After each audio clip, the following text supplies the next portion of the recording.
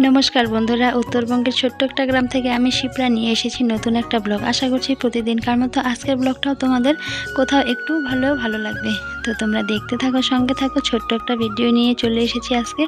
तो तोमरा भिडियोटा स्किप करो ना। और जारा नतून देखछो तारा चाइले किन्तु आमार चैनेलटाके साबस्क्राइब करे आमार पाशे नतून बंधु हये थेके जेते पारो। और संगे एकटा लाइक दिते भुलो ना किन्तु।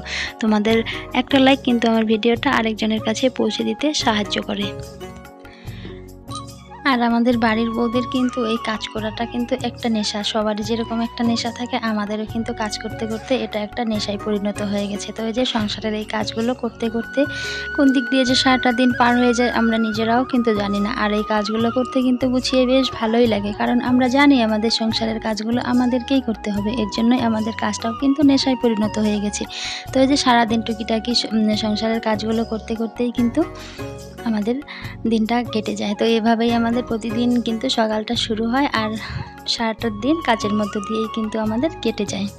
তো এদিকে যে আমি খড়িগুলো কেটে নিচ্ছিলাম, আর বেশি খড়ি নেই, প্রায় খড়ি শেষও হয়ে এসেছে। তো কিছুটা বাকি আছে। তো ক্ষেতের মধ্যে জল লেগেছিল, এর জন্য আমি খড়িগুলো ওই যে উপরে রাস্তায় তুলে নিয়েছি। তো যেহেতু আমাদের রাস্তাটা দিয়ে লোকজন কম যায়, গাড়ি ঘোড়া খুবই কম যায়, তো রাস্তায় বসেই আমি কাটছিলাম। আর আমাদের দেখো ওই যে বাছুরগুলো কি সুন্দর মায়ের দুধ খাচ্ছিল এসে। তো এই যে দেখো একটা বাঁধা রয়েছে, আরেকটা এসে যে ওর মায়ের দুধ খাচ্ছিল। আর এদিকে আমাদের তুলছিল আজকে পাতা তুলছিল।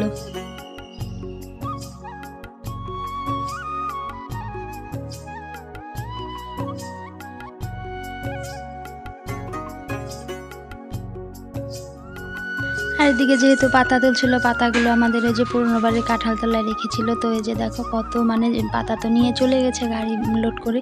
তো এখন কত ছড়িয়ে ছিটিয়ে আছে, তো কি অবস্থা করে রেখে গেছে জায়গাটা। এখন এই যে পরিষ্কার করে নিচ্ছি। তো এরকম যদি নোংরা হয়ে থাকে তাহলে কিন্তু দেখতে একদমই ভালো লাগে না। তো এই যে এর জন্যই সব কাজকর্ম সেরে তখন এখন জায়গাটা ঝাড় দিয়ে নিই। তো বৃষ্টি চলে আসলে আবার জায়গাটা কীরকম হয়ে থাকবে, পাতাগুলো ডেবে থাকবে, এর জন্য পরিষ্কার করে নিচ্ছি। তো এই যে ফুটবল খেলার মাঠই বলতে পারো, কত বড় দেখতেই পাচ্ছো, কত বড় উঠোন, এদিক সেদিক সব দিকে ঝাড় দিতে হয়। তো এই যে পাতাগুলো নিতে এসেছিল, পাতাগুলো ছড়িয়ে ছিটিয়ে রেখে গেছে জন্য তো এই যে ঝাড় দিচ্ছি। তা না হলে কিন্তু বিকেলে খুব কমই ঝাড় দেওয়া হয়, কারণ এত বড় উঠান দুবেলা ঝাড় দিলে কোমরের কিন্তু কিচ্ছু থাকে না। তো যেদিন বেশি নোংরা হয়ে থাকে সেদিন কিন্তু এই যে ঝাড় দেওয়া হয়। তো এই যে পাতাগুলো পড়েছিল, এর জন্য এই যে জায়গাটা সুন্দর করে ঝাড় দিয়ে নিচ্ছিলাম। আর যা গরম দিচ্ছিল না, প্রচণ্ড গরম কিন্তু লাগছিল।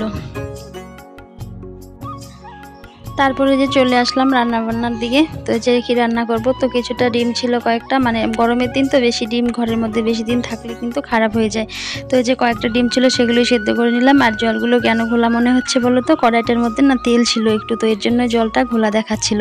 তো আমি এই যে ডিমগুলো ছুলে নিচ্ছি। আর আজকে না রান্না করতে অনেকটাই দেরি হয়ে গিয়েছিল গো, কারণ সকাল থেকে কাজ ধরতে পারছিলাম না। তো একটু বেলা করেই কাজ ধরেছিলাম, এর জন্যই একটু দেরি হয়ে গেছে। তো এই যে সংসারের কাজগুলো সকাল থেকে গুছিয়ে না করলে কিন্তু পরে কিন্তু এই যে কাজে কিন্তু সেরে ওঠা যায় না। তো এদিকে রান্নার জন্য কিন্তু অনেকটাই দেরি হয়ে গেছে। আর আজকে হচ্ছে শনিবার, তো মেয়ের আজকে স্কুল ছিল না, কিন্তু কোচিং ক্লাস ছিল।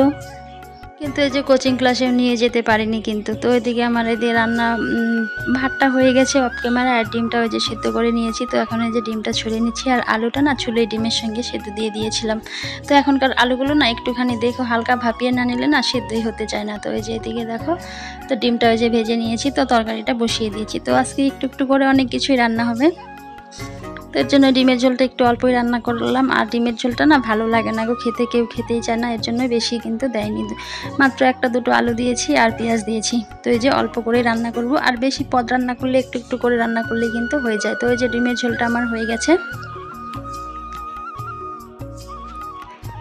আর এই যে কিছু ছোট মাছ এনেছিল, সেই ছোট মাছগুলো কেটে নিয়েছি সকালে। তো এই যে ছোট মাছগুলো এখন ভেজে নেব কিছুটা, আর কিছুটা দিয়ে চচ্চড়ি রান্না করে নেব।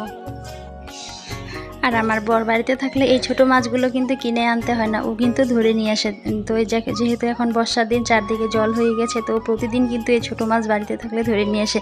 আর আমার কাটতে কাটতে কিন্তু একদম বিরক্ত লেগে যায়। আর এই ছোট মাছগুলো দেখবে একটু নরম হয়ে গেলে কাটতে একদমই ভালো লাগে না, টাটকা টাটকা থাকলে কিন্তু কাটতে বেশ ভালো লাগে।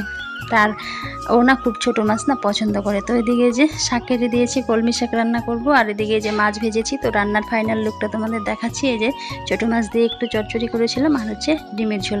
তো রান্না করতে তোমাদের তো বললামই আজকে দুপুরের খাওয়া দাওয়া আমাদের অনেকটাই দেরি হয়ে গিয়েছিল। তো এই যে রান্না বান্না হয়ে গেছে।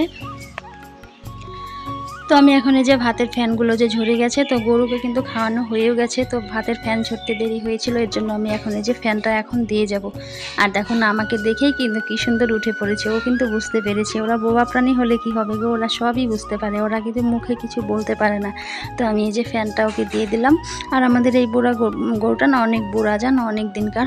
তো এই যে গরুটাকে, এর জন্য ওকেই আমি দিয়ে দিলাম ফ্যানটা। তো এদিকে রান্না বান্না হয়ে গেছে, মেয়েকে এখন যে খেতে দিব। তো ওর আবার টিউশনি আছে, টিউশনি চলে যাবে। তো এদিকে যে রান্না বান্না করে ঘরটা পরিষ্কার করে নিয়েছি। তো এখন এই যে ভাতটা ওকে বেড়ে দিই। তো গরম গরম আছে এখন ভাতটা, তো একটু ঠান্ডা হবে, জন্য আগেই বেড়ে রাখলাম ভাতটা। আর বন্ধুরা, এই যে সঞ্চিতা ডেলি ব্লগ থেকে দিদিভাইটা আমাকে কমেন্ট করে জানতে চেয়েছিল আমার বাড়ি কোথায়। তো দিদিভাই, আমার বাড়ি উত্তরবঙ্গের জলপাইগুড়ি জেলাতে। তো এই যে জলপাইগুড়ি জেলার ময়নাগুড়িতে। আর হচ্ছে সুপ্রিয়া দিদিভাই, এই দিদিভাইটা আমাকে কমেন্ট করে বলেছিল যে দাদাভাই কোথায় থাকে, তার মানে আমার বর কোথায় থাকে। তো আমার বর বাড়িতে থাকে না গো, অরুণাচল প্রদেশে থাকে। তো তোমাদের এই যে দুই দিদিভাইয়ের কমেন্টের উত্তরগুলো কিন্তু আমি দিয়ে দিলাম। তো তোমরা যদি ভিডিওটা দেখে থাকো তাহলে অবশ্যই জানতে পারবে। তো আমি এই যে দিকে মেয়ের জন্য ভাত বেড়ে কিন্তু বসেই আছি, তো এখনও ও আসছে না।